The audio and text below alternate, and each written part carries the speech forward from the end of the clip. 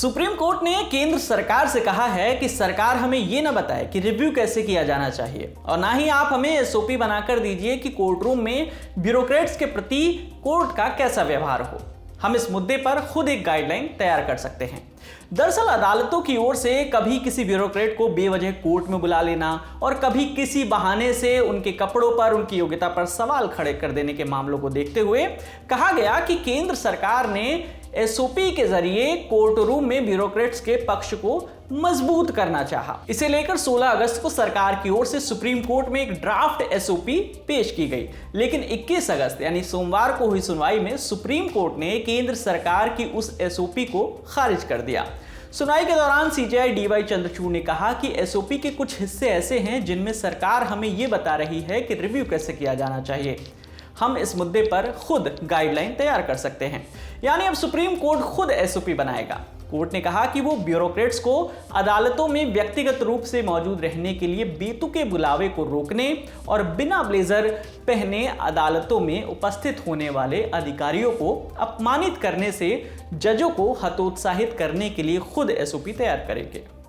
Chief justice D Y Chandrachud ने कहा कि वो इस बात पर भी विचार करेंगे कि कोर्ट में पेश होने के दौरान किसी अधिकारी की ड्रेस कैसी होनी चाहिए। सुप्रीम कोर्ट ने केंद्र सरकार की एसओपी को खारिज करते हुए खुद एसओपी बनाने की बात कही, लेकिन कोर्ट को केंद्र सरकार की एसओपी से आखिर आपत्ति क्या थी, ये जानने से पहले एसओपी की खास बातों को जान लेना बेहद जरूरी है। बार एंड बेंच में छपी रिपोर्ट के मुताबिक केंद्र सरकार की एसओपी में जो खास बातें थी उसमें सरकार का कहना था कि सरकारी अधिकारी कोर्ट के कर्मचारी नहीं होते। कोर्ट की कार्यवाही के दौरान उनके ड्रेस कोड पर कोई आपत्ति नहीं की जानी चाहिए जब तक कि वो गैर पेशेवर ना हो। कोर्ट और सरकारी संसाधनों के समय को बचाने के लिए वीडियो कॉन्फ्रेंसिंग के जरिए अधिकारियों को जोड़ने की अनुमति देने की बात भी कही गई। कोर्ट की कार्यवाही में सरकारी अधिकारियों की उपस्थिति केवल असाधारण मामलों में ही होनी चाहिए, ऐसा कहा गया। रिट पिटीशन, पीआईएल और अवमानना के मामलों में अधिकारियों को तलब करते वक्त कोर्ट को संयम दिखाना चाहिए। अधिकारियों के खिलाफ अदालत की अवमानना की कार्रवाई केवल कोर्ट में लागू होने वाले आदेशों के संबंध में हो सकती है, ना कि एग्जीक्यूटिव के मामलों में। कोर्ट जिस गतिविधि पर अवमानना की कार्रवाई कर रहा है, अगर वो जानबूझकर नहीं की गई है तो अवमानना की कार्रवाई नहीं होनी चाहिए। अवमानना की कार्रवाई के नतीजे को समीक्षा होने तक निचली अदालत के स्तर पर स्थगित रखना चाहिए। जजों को अपने आदेशों से संबंधित अवमानना की कार्रवाई में नहीं बैठना चाहिए। सरकार के मुताबिक इसका उद्देश्य कोर्ट और सरकार के बीच माहौल को अनुकूल बनाना है, साथ ही अदालत की अवमानना की गुंजाइश को कम करना भी है। लेकिन इन सब के बीच एक सवाल ये भी है कि सरकार को ये एसओपी लाने की आखिर जरूरत पड़ी क्यों? तो इसके लिए आपको अधिकारियों पर कुछ ऐसे अवमानना की कार्रवाइयों को याद करना होगा जिनकी खूब चर्चा हुई। हम आपको ऐसे 2 केस याद दिला देते हैं। पहला केस इलाहाबाद हाईकोर्ट का है, जहां हाईकोर्ट के निर्देश का पालन न करने पर उत्तर प्रदेश के 2 आईएएस अधिकारी, पहले थे शाहिद मंजर अब्बास रिजवी और दूसरे थे सरयू प्रसाद मिश्रा, उनको हिरासत में लेने का निर्देश दिया गया था। 20 अप्रैल को सुप्रीम कोर्ट ने मामले की सुनवाई करते हुए दोनों अधिकारियों को तत्काल रिहा करने का आदेश दिया। अब आपको दूसरा केस बताते हैं। पिछले साल पटना हाईकोर्ट की सुनवाई का भी एक वीडियो सोशल मीडिया पर खूब वायरल हुआ था, जिसमें जज साहब एक सीनियर आईएएस अफसर को उनके अनुचित ड्रेस कोड के लिए फटकार लगा रहे थे।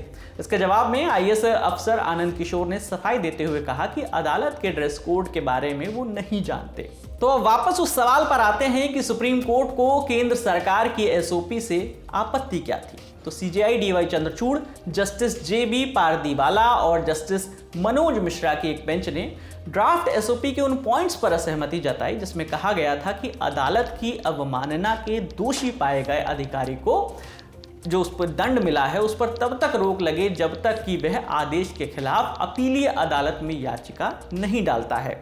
एसओपी के एक पॉइंट में यह भी कहा गया था कि जजों को आदर्श रूप से अपने स्वयं के आदेशों के उल्लंघन के लिए अवमानना मामले की सुनवाई नहीं करनी चाहिए। सुप्रीम कोर्ट की बेंच ने कहा कि इन हिस्सों को एसओपी के इन हिस्सों को नहीं माना जा सकता है।